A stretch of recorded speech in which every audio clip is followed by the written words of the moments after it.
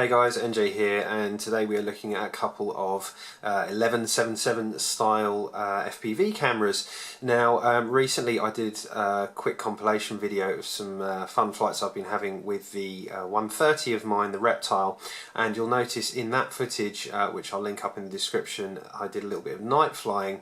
There was a few of us that went out and did so, and one good thing about that particular flight was that my 130 had a replacement 2.1 lens on it which didn't have any IR blocking on it, so the low light performance was actually not too bad, but we did find we needed to throw some artificial light onto the area we were flying just to be able to see the ground. Really, it's quite challenging for your kind of standard 1177 cameras, so it got me thinking, and what I decided to do was get a couple of cameras in that were more geared towards those low light conditions, and these two offerings from RunCam are claimed to be doing exactly that.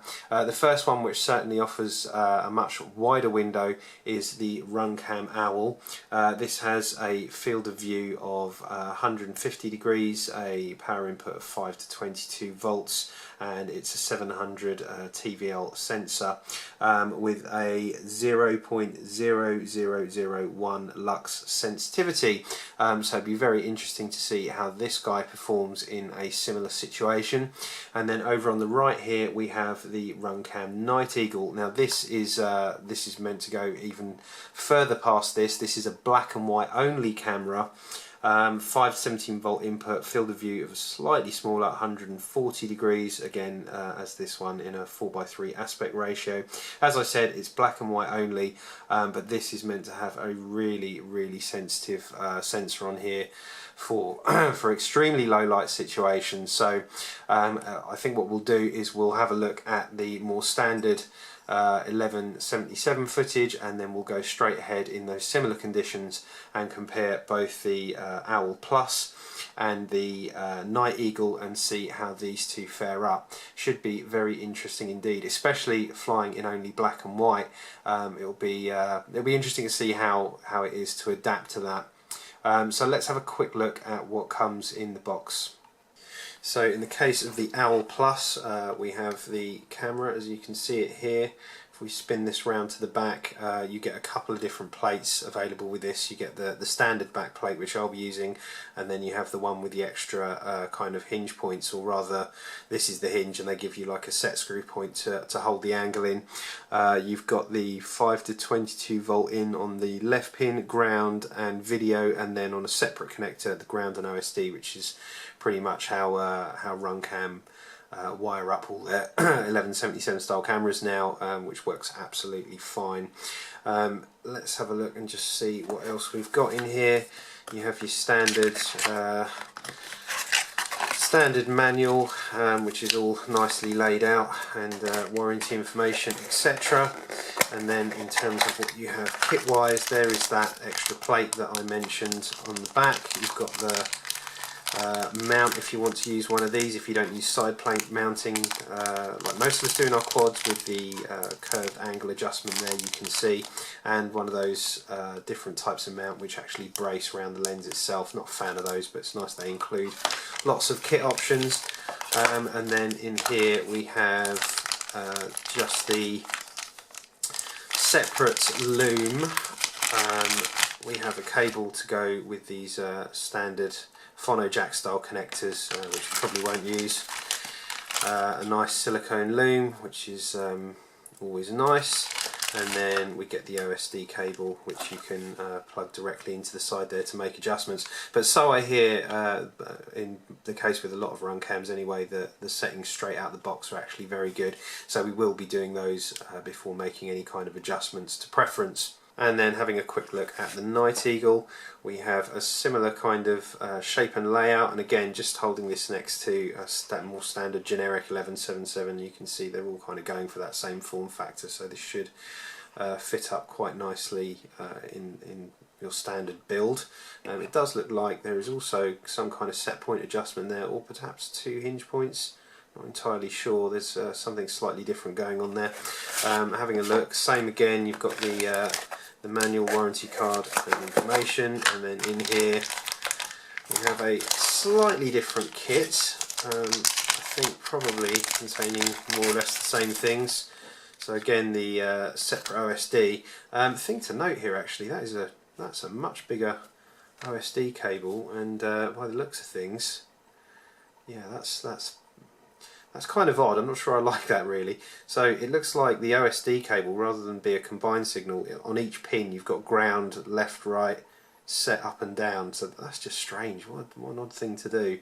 And then on the left, your 5 to 17 volt input, ground and video. So yeah, a little bit odd that they have something a little bit more proprietary, so I'll have to make sure I don't lose that. But anyway, that's what they've decided to do. Same again, silicon loom. We've got a couple of different screws and washers for mounting with an Allen key. That's quite a nice inclusion. And then again, your standard phonojack style connection if you're plugging into a monitor. And then again, a similar kind of bracket. I like this one though, because this actually has, you can see there, this actually has the degrees marked on the side of it. So yeah, it'd be nice if they stuck to a standard, because the other one doesn't have that, but this one does. But I prefer the OSD of the Owl Plus, but not the OSD plug on the Night Eagle. So yeah, they need to settle down and stick with one, I think. But anyway, that's what we're looking at. Let's mount this up to a couple of my quads and go out and see what we can see. So we're doing this night test. What we've decided to do is go with the Owl Plus. Now that's in the 130, so we can see how that does. We've got loaded into the GT2. We've got a Hero 3 on top, just to give you some reference point on the HD cam, and then down the bottom here we will be running the Night Eagle, which should be really interesting. This is the real low light performer apparently. And then of course I also have standard HS 1177 on my Beast X. This will probably be a line of sight hover, because I'm not very confident we're going to see anything, because it's really sort of dark out there. There's a bit of ambient lighting here. This is a fairly new estate. There's a load of show homes here unoccupied, so this is quite a quiet little area to have a fly. So we'll give that a go and we'll see how these three look. And then of course we've got the reference of the HD camera. So yeah, cold, late. Let's see what happens. Just tilt that. I just want to see what I can see over there. So yeah, I can pretty much see nothing. Can you not see the houses then? Yeah. That's all you can see, isn't it? Yeah, there's pretty much. I'm just going to drop the goggles here and just see if I can see anything. Sensor lost. Yeah. Sensor lost. I can see a bit. Sensor lost. Sensor lost. But generally speaking. I mean, you were right in the light there as well. What little light there is. Sensor lost.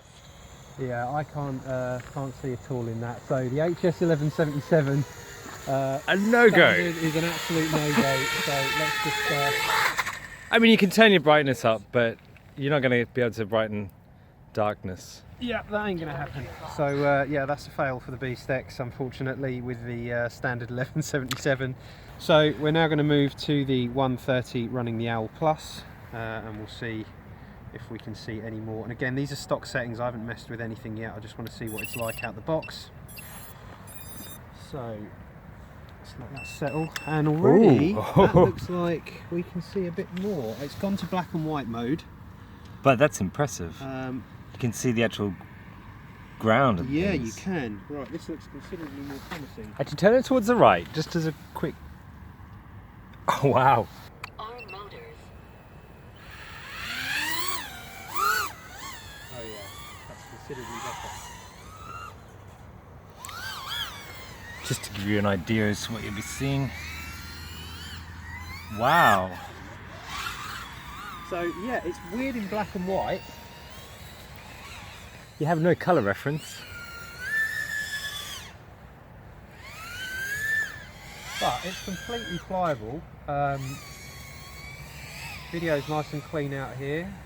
There we are. Yep.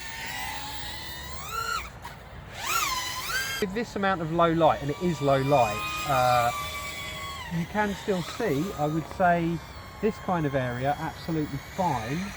If we move out towards the dark, however, you can see things really starting to black out. So good low light performance compared to the standard 1177. It completely destroys it.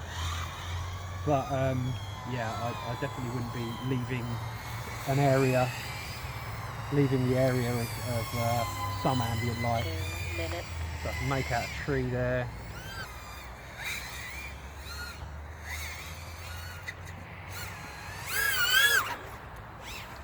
So yeah, this is good enough to have some fun. Black and white's a little bit of a strange thing.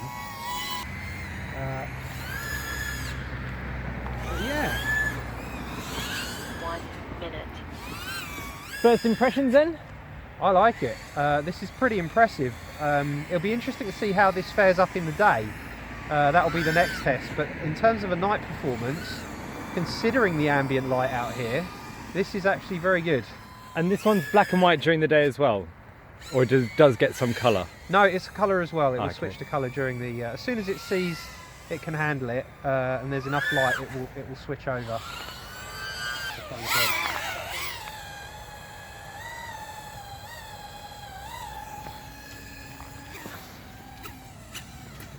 Disarm motors. That is go. impressive. So we're now going to test the Night Eagle.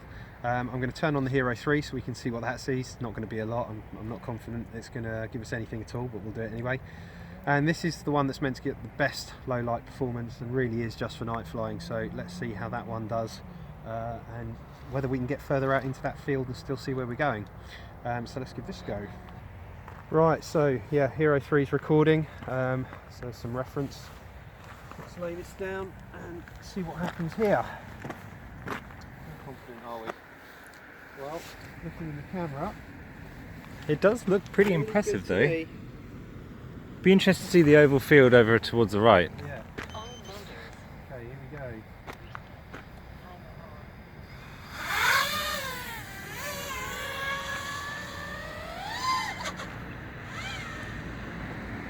That is pretty astonishing, really.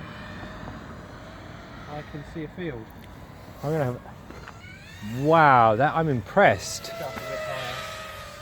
I mean, you can see some reference to what the footage is like out there. It's the houses in the distance you can really see. That is so impressive.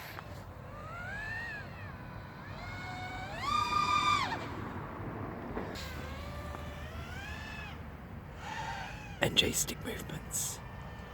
So yeah, I'm really impressed with the low light performance of this. It's quite incredible that we're seeing anything at all being this dark. And these are stock settings. I mean, I dare say that this can be tweaked with a bit. See, at this impressive. level, I can actually see the trees quite well. 10, 9, 8, 7, 6, 5, But yeah, totally flyable. There's another one. 2, 1.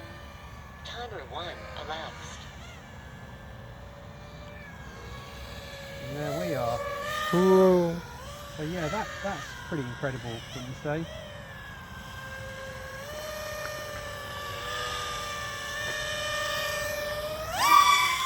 And I lost it. Without a doubt, the Night Eagle is the best low light performer. I mean, that is just showing us things that we can't see anything out there.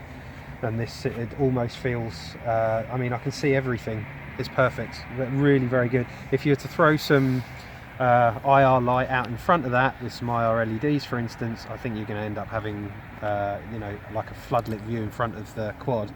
And that would be really awesome. So yeah, very, very impressed with this. But I was very impressed, more so, with the Owl Plus, because that's a colour camera that apparently works very well in the day, but is, you know, that was totally flyable in this low light conditions. It couldn't see out into the middle of the field the way the Night Eagle could, but this general area was completely flyable, where the HS 1177 standard, more generic camera, was totally unflyable here. So the Owl Plus is the one that I think is probably, for the money, seems to be a really good option, and it's a kind of it's got that larger envelope of being able to fly in the day as well. So I think that's something very much worth considering. It's also considerably cheaper than this one, but if you want a night camera that you can fly at night, this is really an excellent choice. Very impressed.